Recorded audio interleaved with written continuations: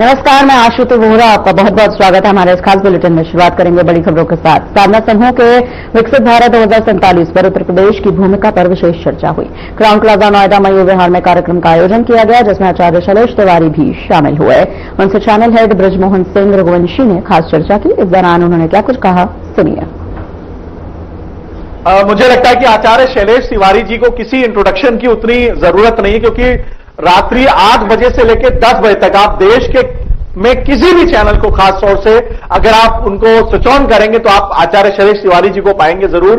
और अपने धर्म की बात को जितनी बेबाकी से इन्होंने रखा है और बहुत विरोध भी झेला है, बहुत कष्ट भी झेला है, लेकिन अपने धर्म को उन्होंने स्थापित किया। और मैं आपको बताते चलूं, अगर आज इनको साधना परिवार अपने मंच पे बुलाता है और वर्तमान परिवेश में इनको इस देश के सबसे सर्वोत्तम और सबसे बड़े व्यवसायी भी कोई बुलाए, तो इनका मंच यह है कि मुझे किसी प्रलोभन में किसी के पास नहीं जाना। लेकिन आपका आज एक धार्मिक चैनल है और आपके माध्यम से लोगों तक मेरी बात पहुंचेगी, इसलिए मैं आपके प्रोग्राम में जरूर आऊंगा। और आज इनके लगभग 6 चैनल्स पे प्रोग्राम्स हैं, लेकिन आचार्य शैलेश तिवारी जी ने मुझे समय दिया।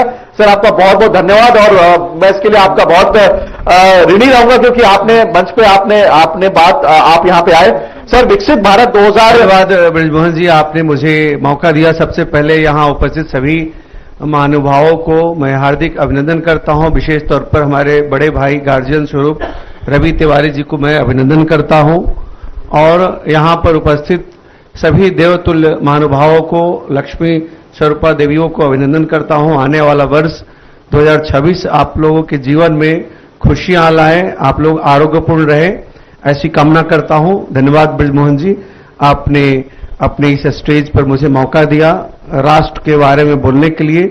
और जो पिछली 11 वर्षों से मोदी सरकार जी का काम है, उस पर मुझे लगता है आप चर्चा करेंगे। आप आगे प्रश्न पूछे। सर, 2014 के बाद से आचार्य जी देश में धर्म को लेकर के 2 हिस्से बन गए। एक बड़ा हिस्सा कहता है कि धर्म जरूरी है, ईश्वर जरूरी है। एक दूसरा हिस्सा कहता है कि ये पाखंड है। क्या कहेंगे आप इसमें? देखिए, ईश्वर के बिना सब कुछ नश्वर है, लेकिन ईश्वर के बिना कुछ भी संभव नहीं है। यहां तक कि एक पत्ता भी हिलता है तो बिना ईश्वर की अनुमति से नहीं हिलता। देखिए, कुछ लोग बोलते हैं भगवान नहीं है। आप बता दो कि कैसे भगवान है, तो मैं आपको प्रूफ करके बता रहा हूं कि आपको यह हवा नहीं दिख रहा है, इसका साइज नहीं दिख रहा है, वजन नहीं दिख रहा है, लेकिन इसी ऑक्सीजन को एक सिलेंडर में डाल देते हैं तो उसका वजन भी दिखता है, उसको लिक्विड रूप में भी आप देख सकते हैं। ठीक उसी प्रकार ईश्वर अनुभूति का एक ऐसा दिव्य स्वरूप है जिसे हम हर पल महसूस करते हैं। अपने मन के अंदर ईश्वर का वास समझते हैं। और यह शरीर नश्वर है। जिस समय मनुष्य के शरीर के अंदर वायु का आगमन बंद हो जाए तो वह नश्वर बन जाता है। इसलिए ईश्वर जो है वह जगत के पालनहार हैं, जगत के अविनाशी हैं, जगत के भाग्य विधाता हैं। जो लोग ईश्वर को नहीं मानते हैं वह स्वयं को नहीं जानते कि वह इस धरती पर क्यों आए हैं। जैसे पशु पक्षी लोग आते हैं और निकल जाते हैं, कुछ जीव जंतु आते हैं निकल जाते हैं, कीट पतंग आते हैं निकल जाते हैं, वह ईश्वर को नहीं समझ पाते। ठीक उसी प्रकार वह मनुष्य ईश्वर को नहीं समझ सकता तो वह कीट पतंग से भी बदतर है। मेरा ऐसा मानना है कि ईश्वर को मानने वाला और ईश्वर को नहीं मानने वाला, जो नहीं मानने वाला है वह भी जब संकट में होता है तो ईश्वर को ध्यान करता है, ईश्वर को जपता है, ईश्वर से गुहार लगाता है। अगर किसी व्यक्ति को शरीर में दर्द हो, भले ही वह भगवान को नहीं मानता, उसके ऊपर बहुत सी बड़ी कठिनाइयां आती है, तो ईश्वर को जरूर ध्यान करता है। मेरा मानना है कि ईश्वर के नहीं मानने वाले ना के बराबर हैं, और जो ना हैं वह मनुष्य रूपी नहीं के बराबर ही हैं। और जो 2014 की बात कह रहा हूं, निश्चित तौर पर 2014 के बाद पूरे भारत में एक जन जागृति आई है। जब मंदिर में लोग नहीं जाते थे, सुनसान हुआ करता था, आज मंदिरों में इतना जगह है। मैं भारत के करीब करीब सभी मंदिरों में गया हूं। पहले मुझे करीब करीब सभी मंदिरों में वीवीआईपी प्रोटोकॉल मिलता था और आराम से दर्शन होता था। आज उसके लिए सोचना पड़ता है कि वहां जाएंगे तो बहुत लोगों को परेशानी ना हो, तो आम जनमानस बनकर ही जाइए। जैसे बाबा विश्वनाथ का मंदिर मैंने 125 से ज्यादा रुद्राभिषेक बाबा के पास बैठ करके 2013 से पहले किया, यानी 5 से 13 तक। लेकिन अब आप जाते हैं तो 10 सेकंड से लेकर 30 सेकंड तक आपको समय मिलता है, उससे ज्यादा आप समय नहीं वहां रुक सकते। तो इसका मतलब यह है कि 2014 के बाद भारत में सनातन धर्म का जन जागरण हुआ है और निश्चित तौर पर भारत का सनातन धर्म का विकास बहुत हुआ है। और मेरा ऐसा मानना है कि सनातन धर्म का सिर्फ विकास नहीं बल्कि सबका विकास और सबका साथ मिला है। देखिए, जैसे राम मंदिर का निर्माण हुआ, निर्माण होने के बाद 2024 में उद्घाटन हुआ, तो आप जान लीजिए कुछ लोग बोलते हैं कि क्या हो गया, क्यों हुआ और उससे क्या फायदा, कोई हॉस्पिटल बन जाता। भाई, राम मंदिर निर्माण हुआ है तो वहां पर 10 लाख लोगों को रोजगार मिला है। आप बोलते हैं कि सिर्फ ब्राह्मणों को रोजगार मिला है, कुछ लोग बोलते हैं सिर्फ फूल वालों को। सिर्फ फूल वालों को और ब्राह्मणों को नहीं रोजगार मिला है, वहां कंस्ट्रक्शन बढ़ गया है, वहां रोड बन गया है, वहां पर बिजली की खपत बढ़ गई है, वहां पर जो मिठाई है, फूल है, उसके अलावा पर्यटन के लिए 5 स्टार होटल हैं, सामान्य छोटे बड़े होटल हैं, मझले होटल हैं। तो इस प्रकार से 10 लाख से ज्यादा लोगों का रोजगार की प्राप्ति केवल और केवल अयोध्या में हुआ है। और जैसा मैंने इकोनॉमिक्स का विद्यार्थी रहा हूं, मैंने एमए इकोनॉमिक्स किया है, मैंने ज्योतिष पर विशेष वैदिक तंत्र पर आचार्य की पढ़ाई की है, मैंने पत्रकारिता की भी पढ़ाई IIMC से किया है। तो मेरा जो आकलन है कि 50,000 करोड़ से ज्यादा 5 साल में केवल और केवल राम मंदिर और बाबा विश्वनाथ जी के मंदिर से आवागमन व्यापार का हो रहा है, 50,000 करोड़ से ज्यादा का। तो यह सब केवल और केवल राम मंदिर के निर्माण से हुआ है, काशी के कॉरिडोर से हुआ है। और सिर्फ काशी का कॉरिडोर ही नहीं बना है, आप देखिए कि 2014 के बाद उज्जैन महाकालेश्वर का कॉरिडोर बना है, केदारनाथ का जिस तरह से भीषण आपदा आई थी उसके बाद से नवनिर्माण हुआ है, बद्रीनाथ जी का नवनिर्माण हुआ है, हमारे बाबा विश्वनाथ जी के पास ही नजदीक में विंध्यवासिनी माता के विंध्याचल में हुआ है निर्माण, मिर्जापुर में। और सिर्फ हम यही नहीं कह सकते, सनातन धर्म में बहुत बड़ा जन जागृति आई है। आप उत्तर से दक्षिण, पूरब से पश्चिम, यानी उत्तर से आप मां वैष्णो देवी से कह दें और दक्षिण में आप रामेश्वरम तक कहें, सब जगह निर्माण हुआ है, सब जगह उत्थान हुआ है, नवनिर्माण हुआ है और सनातन की जन जागृति हुई है। कहीं न कहीं इसका श्रेय हमारे देश के यशस्वी प्रधानमंत्री नरेंद्र मोदी जी को जाता है और उत्तर प्रदेश के यशस्वी मुख्यमंत्री योगी आदित्यनाथ जी को जाता है। सिर्फ और सिर्फ लोगों को लगता है, बहुत लोगों ने कहा था कि हॉस्पिटल चाहिए था, तो हॉस्पिटल भी बनेगा। राम मंदिर बन गया तो मंदिर के लिए हॉस्पिटल भी बनता है, मंदिर के लिए गरीब बच्चों के लिए विद्यालय भी बनता है, संस्कृत विद्यालय भी बनता है, पशु चिकित्सालय भी बनता है। इसके अलावा फ्री का भोजनालय भी होता है, फ्री का धर्मशाला भी होता है। तो इस प्रकार से मानव कल्याण के लिए धर्म जरूरी है। धर्म के बिना जीवन अधूरा है और धर्म धारण करने का चीज है। धर्म जो है वह सत्य को धारण करता है, अहिंसा को धारण करता है, आस्थे को, अपरिग्रह को और साथ ही साथ सेवा भाव को धारण करता है। तो साल 2014 के बाद जिस तरह से हमारे भारत भूमि में जन जागृति हुई है और आने वाला 2047 जो हमारा है उसमें हमारे साधु संतों की महत्वपूर्ण भूमिका है। एक, जाति पाति के बीच जो मतभेद है उसको दूर करने का, दूसरा स्वदेशीकरण का, तीसरा धर्म की जागृति का, तीसरा चरित्रवान बनने का। आज धर्म के माध्यम से आने वाले 2047 को विकसित राष्ट्र बनाने के लिए साधु संत महात्मा नव युवा पीढ़ी को जन जागृति करके, उनको मोटिवेशन करके चरित्रवान बनने का, नशा मुक्त होने का। आज जिस तरह से पंजाब राज्य नशा से ग्रसित है, पूरा पंजाब राज्य नशा से ग्रसित है, और जिस तरह से वहां धर्मांतरण हो रहा है, यह बहुत बड़ा चिंता का विषय है। मैं देख रहा हूं कि कुछ सरदार भाई लोग, सिख भाई लोग पगड़ी पहन करके और जिस तरह से क्रिसमस सेलिब्रेशन कर रहे हैं, जिस तरह से बहुत आयत में, बहुत तेजी से हिंदू भाई लोग क्रिश्चियनिटी में कन्वर्ट हो रहे हैं, यह कन्वर्जन बहुत बड़ा चिंता का विषय है। तो इस पर भी हमारे साधु संत लोग ध्यान दे रहे हैं और जन जागृति करेंगे। साथ ही साथ आपने देखा कि कैसे 2025 में महाकुंभ का आयोजन योगी आदित्यनाथ जी के प्रताप और प्रभाव से किया गया। पूरे विश्व के 60 करोड़ से ज्यादा लोग वहां आकर के उस महाकुंभ में डुबकी लगाए।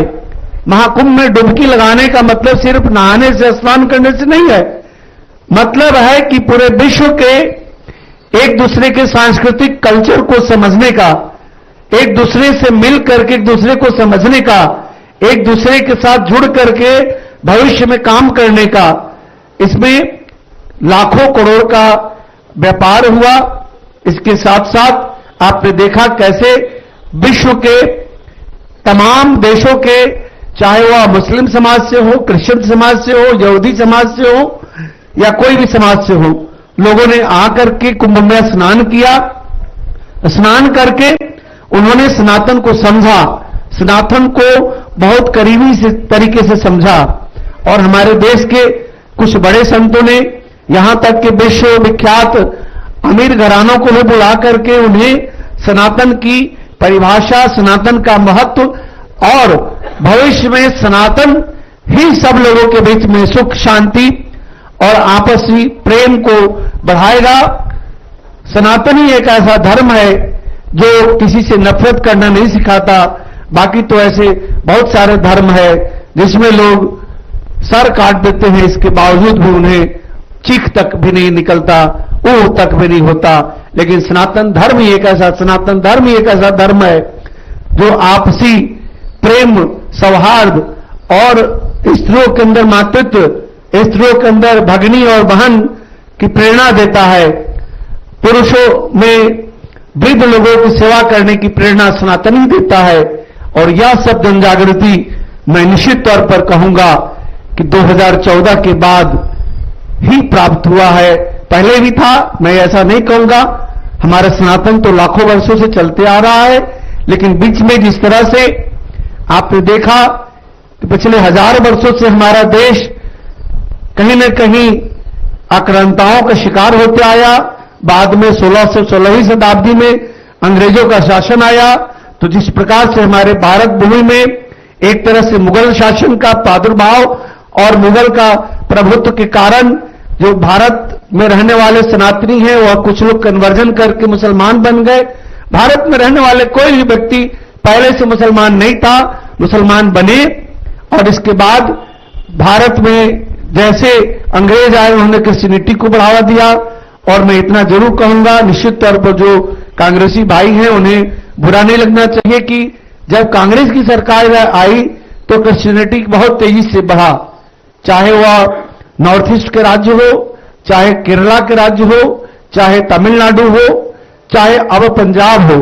तो इसके बाद 2014 के बाद जिस तरह से भारतीय जनता पार्टी की सरकार आई, नरेंद्र मोदी जी की सरकार आई, निश्चित तौर पर भारत में सनातन का विकास हुआ। और केवल सनातन का ही विकास नहीं हुआ, मुस्लिम भाई बहनों का भी विकास हुआ। जिस तरह से कुरीतियां, 3 तलाक नाम की बहुत बड़ी कुरीतियां थी, उस कुरीतियों से भी हमारी मुस्लिम बहनों को निजात मिला। इसके साथ ही साथ बहुत सारे ऐसे मुस्लिम समाज के लिए भी काम हुए। लाखों घर मोदी जी ने बिना नाम पता पूछे लोगों को दिलाया। मुस्लिम समाज के गरीब भाइयों को ही लाखों घर जो प्रधानमंत्री आवासीय योजना के तहत मिला, उन लाखों बहनों को चूल्हा मिला, उन लाखों भाइयों के घर में नल, कल, जल मिला, या निश्चित तौर पर सबका साथ और सबका विकास को लेकर के 2014 के बाद जिस तरह से भारत का मान मर्यादा प्रतिष्ठा पूरे विश्व में, चाहे वह अमेरिका के सामने हो, रशिया के सामने हो, चाइना के सामने हो, फ्रांस के सामने हो, इन सब के सामने हमारा प्रभुत्व और वर्चस्व बढ़ा। लेकिन भारत में ही रहने वाले कुछ हमारे मुस्लिम भाई, जिन्हें लगता है कि भारत में रहने वाला मुस्लिम, उन लोगों ने क्या किया, उन्हें फिलिस्तीन तो याद आई, फिलिस्तीन और गाजा पट्टी में जिस तरह बम धमाके वो सब याद आया, लेकिन बांग्लादेश में जिस प्रकार से हमारे हिंदू भाई का कत्लेआम हुआ, इसके लिए कोई भी मौलाना और कोई भी मुस्लिम समुदाय के लोगों ने विरोध नहीं किया। मुझे इस बात का दर्द है, लेकिन इसके साथ साथ आज जन जागृति की जरूरत है। जिस तरह से हिंदुओं के समाज में एक तरह से जातिगत भेदभाव है, उसको ठीक करने की जरूरत है। इस प्रकार से अगर सनातन उभरेगा, सनातन जाति पाति से ऊपर उठ करके आएगा, और छुआछूत की भाव तो पहले थी, अब नहीं है, लेकिन अब भी अगर कहीं बचा है तो उसको नष्ट करने की जरूरत है। सभी सनातनी, वैसे तो हमारा सनातन धर्म वसुधैव कुटुंबकम की बात करता है, लेकिन सभी सनातन के सभी जाति आपस में भाई भाई हैं और परिवार हैं, और यही साधु संत लोग नीति अपनाएगा तो 2047 में हमारा भारत विकसित राष्ट्र बनेगा। धन्यवाद गुरुजी, आपने बहुत बेबाकी से हम अपनी बात को रखा, और क्योंकि यहां आए हुए हर गेस्ट ने अपना समय बहुत मुश्किल से निकाला है, और हम लोग कुछ ही देर में बस प्रस्थान करेंगे लंच के लिए। उससे पहले मैं जो यहां आए हुए कुछ हमारे मेहमान हैं, उनके हम विचारों को भी हम लेंगे, और गुरुजी कुछ लोग धर्म से रिलेटेड आपसे कुछ सवाल पूछेंगे, लेकिन उससे पहले मैं लोगों के बीच में जाकर के उनसे मैं उनके व्यूज लूंगा और अपनी बात को रखूंगा। धर्म की जब बात आती है गुरुजी, क्योंकि ना लोग इसको बहुत खिलवाड़ के रूप में भी लेते हैं, और मैं इसको बोलूं क्योंकि धर्म को लेकर के जब भी बात होती है तो लगता है ये कोई पार्टी विशेष की बात है, तो मैं इससे संबंधित कुछ लोगों से बातचीत करूंगा। एक निकल के आ रही है, क्योंकि जब हम बातचीत करते हैं धर्म की, और क्योंकि आप एक दूसरे फील्ड से बिलोंग करते हैं, और जब जैसा गुरुजी ने बात बोली, तो धर्म को आप कितना सही मानते हैं कि धर्म कितना जरूरी है देश के लिए? धर्म तो बहुत ही जरूरी है, और बीजेपी सरकार में आने के बाद हिंदुत्व को जो वो मिला वो बहुत ही बढ़िया है। देखिए, धर्म को लेकर के तमाम लोग अपनी बात रखते हैं। मैं मंच में भी लोगों को इनवाइट करूंगा, खासतौर से हमारे साथ एक फैशन शिवानी जी हैं, सुहानी जी फैशन डिजाइनर हैं। क्योंकि ये आपका सेक्शन नहीं है, लेकिन आप क्या सोचती हैं धर्म को लेकर, क्या सोचती हैं आप? मुझे ऐसा लगता है कि धर्म हमारा एक बेस है। जैसे आत्मा शरीर में होती है, तो वैसे ही धर्म से हम चलते हैं। वो हमें बताता है कि हमें किस राह पे चलना है, कैसे चलना है, क्या हमारी संस्कृति है। तो ये बहुत जरूरी है, बेस है, फाउंडेशन है किसी भी जीवन का धर्म। आप किसी भी धर्म से हो सकते हैं, लेकिन आप अपने धर्म को फॉलो कीजिए। I think that is the part of your culture, your celebration. अभी हाल ही में गुरुजी जो वर्तमान में देश के सांस्कृतिक मंत्री हैं और पर्यटन मंत्री हैं शेखावत जी, उनसे हमारी ब्यूरो हेड ने सवाल पूछा धर्म के बारे में। मैं पूछना चाहूंगा, आपको याद है वो सवाल जो आपने पूछा था शेखावत जी से, उसके विषय में आप शैलेश तिवारी जी से कुछ पूछना चाहें तो? सर, हम लोग हिंदू धर्म से बिलोंग करते हैं, और जब से बीजेपी की सरकार आई है थोड़ा ज्यादा बढ़ गया है। सभी लोग धर्म को लेके, सभी के मन में पहले से शुरू से ही रहा है, लेकिन अभी थोड़ा सा हमारे देश में एक धर्म को लेके ज्यादा लोगों में जागरूकता आई है, हम कह सकते हैं। लेकिन अगर हम आज भी हिंदुओं के मंदिर में, जो हमारे मंदिरों में जाते हैं, हम लोग चर्च में अगर जाए, हम गुरुद्वारे में अगर जाए, तो वहां पर भी एक फीलिंग के लिए जाता है इंसान। लेकिन हम जब अपने मंदिर में जाते हैं, बहुत सारे मंदिरों को मेंटेन बहुत अच्छा किया है, लेकिन बहुत सारे ऐसे पॉपुलर टेम्पल्स हैं जहां पर उनको मेंटेन बहुत अच्छा नहीं किया। सबसे बड़ी जो कमजोरी मुझे लगती है, वहां पर हाइजीन की बहुत प्रॉब्लम होती है। जब हम गुरुद्वारे में जाते हैं तो हमें वहां साफ सुथरा दिखता है, हम बैठते हैं देर तक वहां पर। तो मेरा सवाल उनसे यही था कि आप क्या इस पर काम कर रहे हैं? तो उन्होंने बोला कि हम चिन्हित करके धीरे धीरे इस पर काम करेंगे। आपकी उस पर क्या राय है? यादा होता है, कलश स्थापन होता है, आपके घर में यज्ञ होता है, तो उसकी सामग्री को आप जाकर के जमुना जी में, गंगा मैया में फेंक देते हैं। गंगा मैया को प्रदूषित करते हैं, जमुना मैया को प्रदूषित करते हैं। ठीक उसी प्रकार आपने पूजा का फूल, कुछ सामग्री, कुछ पॉलिथीन है तो नजदीक में जाकर के कूड़ेदान में न डाल करके उसको पार्क में डाल देते हैं, गंदगी फैलाते हैं। ठीक उसी प्रकार मंदिरों में भी जिस तरह से हमारे हिंदू धर्म के मंदिरों के बाहर जो बेगर हैं, भिखारी हैं, और जगहों पर उतना भिखारी लोग नहीं होते, जो असक्षम लोग हैं, तो आज जरूरत है समाज में लोगों को जनजागृति करके जो भिखारी वर्ग हैं उनको सेवा देना, उनको ऐसा सबल कर देना कि ताकि वो जहां पर हैं वहां थोड़ा अपने आप को मजबूती करके वहां गंदगी ना फैलाएं, तो जनजागृति होगी। और साथ ही साथ खुद को बदलना होगा। आप मंदिर में जाते हैं, वहां गंदगी हम आप ही करते हैं, तो हम आप अगर जनजागृति पैदा करेंगे और साथ साथ अगर सरकार भी जागृत होती है, सबसे पहले तो खुद की जागृति करना है कि हम कहीं भी जाते हैं धार्मिक स्थल पर तो वहां गंदगी नहीं फैलाएंगे, अगर कुछ लेकर गए पॉलिथीन नहीं फेंकेंगे, कूड़ा नहीं फेंकेंगे, तो खुद की बदलाव से सबके अंदर बदलाव आएगा, जनजागृति आएगी। निश्चित तौर पर आप गुरुद्वारे जाते हैं तो आपको शुद्धता का महसूस होता अनुभूति, लेकिन आप सिर्फ उत्तर भारत की बात करिए, आप दक्षिण भारत में तिरुपति बालाजी जाइए, वहां की सफाई देखिए, आप सिद्धि विनायक जाइए, वहां की सफाई देखिए, आपको जाना है काशी विश्वनाथ जी जाइए, वहां की सफाई देखिए। जो आमतौर से घर के नजदीक जो बहुत प्रसिद्ध मंदिर नहीं है वहां कहीं गंदगी होती है, तो वहां के आम जनमानस का जरूरत है, वहां के लोकल लोगों की जरूरत है कि उसकी सफाई करें। हम अपने घर की सफाई खुद नहीं करेंगे तो बाहर से कोई करने वाला नहीं आएगा, इसलिए जन जागृति बहुत जरूरत है। आचार्य जी, आखिरी बस सवाल एक लेंगे, उसके बाद से फिर हम दूसरे गेस्ट को मंच पर बुलाएंगे क्योंकि सबको। गुरुजी, मेरा एक छोटा सा सवाल आपसे है कि जैसे हमारे सनातन धर्म में इतनी ज्यादा फ्रीडम है कि हम भगवान को, ईश्वर को माने या ना माने, कोई ऐसा नहीं है कि आपको जो जबरदस्ती बोला जाता है कि आप ईश्वर को मानो, पूजा करो, आपका मन है तो कीजिए, नहीं है तो नहीं कीजिए। अगर हम सेम चीज दूसरे समुदाय में देखते हैं, जैसे मुस्लिम समुदाय को ले लीजिए, उनका एक फिक्स होता है फ्राइडे को आपको नमाज करने जाना ही है, करना ही है, बच्चों को मदरसा भेजा जाता है कि आप जाइए और उनको पढ़ाई कीजिए।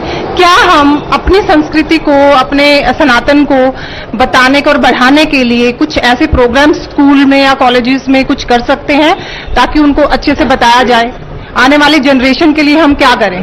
देखिए, सरकार तो ये सब बड़े स्तर पर काम जो है सरकार का, गीता का विशेष रूप से सभी स्कूलों में पढ़ाने की बात हो रही है, कहीं कहीं पढ़ाया भी जा रहा है, और सरस्वती शिशु मंदिर जैसे विद्यालयों को बढ़ावा देने की जरूरत है। इसके साथ ही साथ हर गली मोहल्ले में हर व्यक्ति को कम से कम सप्ताह में 2 दिन, मंगलवार को और शनिवार को मंदिर जाना चाहिए। आज जो बहुत बड़े बड़े मंदिर हैं वहां पर तो लाखों की भीड़ है, वहां पर दर्शन के मौके नहीं मिल पा रहे हैं, लेकिन जो आपके घर के नजदीक के छोटे छोटे मंदिर हैं वहां पर लोग नहीं जा रहे हैं। वहां पर तो स्थिति है कि लोग टेप रिकॉर्डर में आरती कर रहे हैं, आरती करने वाला भी लोग नहीं है। तो आज जन जागृति की जरूरत है। जब जन जागृति होगी, जब लोग समझेंगे कि हम, जैसे मुस्लिम समाज के लोग हर शुक्रवार को जुम्मे का नमाज करते हैं जाकर के मस्जिद में, चर्च में हर रविवार को करते हैं, ठीक उसी प्रकार अगर प्रतिदिन शाम को अपने घर के नजदीक के मंदिर में 5 मिनट भी अगर हम समय दें, वहां की आरती में हम सहभागी हों, तो निश्चित तौर पर सनातन धर्म में जन जागृति होगी और आपसी जो प्रेम है वह बढ़ेगा। जाति पाति का भेदभाव को दूर करना होगा।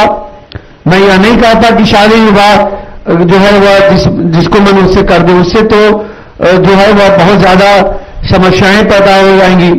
समस्याएं क्या होंगी कि अधिकतर जो है वह मिक्सिंग हो जाएगा, ब्रीडिंग का।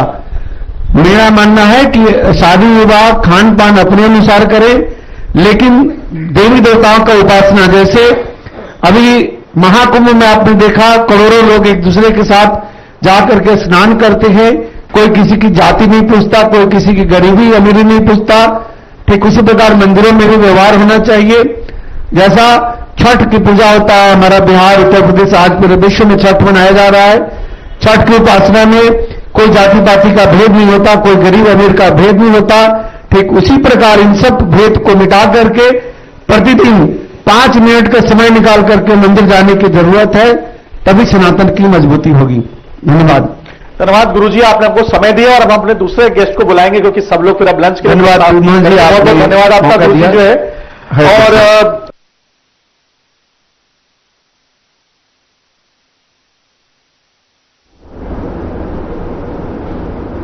फिलहाल के लिए इस बुलेटिन में इतना ही। जी दीजिए इजाजत। नमस्कार।